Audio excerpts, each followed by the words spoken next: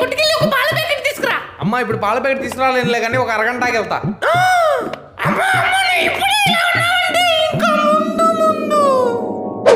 ఇంకా మీరు నా ఇంట్లో ఉండటానికి వీల్లేదు.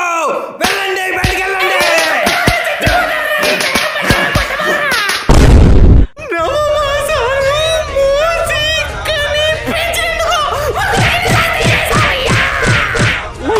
నేనేం చేశాను? జస్ట్ పాల ప్యాకెట్ తీసుకురానని చెప్పాను అంతేగా. అంత అయిపోయిందా? కొంచెం కూడా మిగలేదా?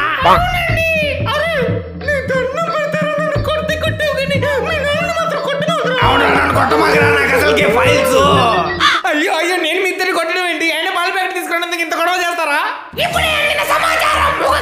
తల్లిదండ్రులని కూడా చూడకుండా దుర్మార్గానికి పాల్పడ్డాడు. ఆ తల్లిదండ్రుల మనోవేదనని ఇప్పుడు మనం విందాం. ఏం లేదండి, జస్ట్ ఒక పాల ప్యాకెట్ తీసుకురామని చెప్పాను అంతే. మా ఇద్దరు కొత్త పట్టుకుని బయటకి కట్టేశాడండి. విన్నారు కదా, అలాంటి వాళ్ళని బయట తిరగనివ్వకూడదు, పట్టుకొని జైల్లో వేయాలి.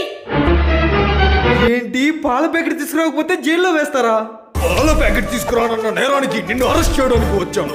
మర్యాదగా పోలీసులకు లొంగిపో, లేకపోతే కుక్కను కాల్చినట్టు కాలుస్తా.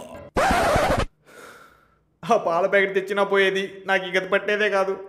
ఇప్పటికైనా పాల ప్యాకెట్ తీసుకొస్తావా? జైల్లో ఉండి పాల ప్యాకెట్ ఎలా తీసుకొస్తానమ్మా? అమ్మా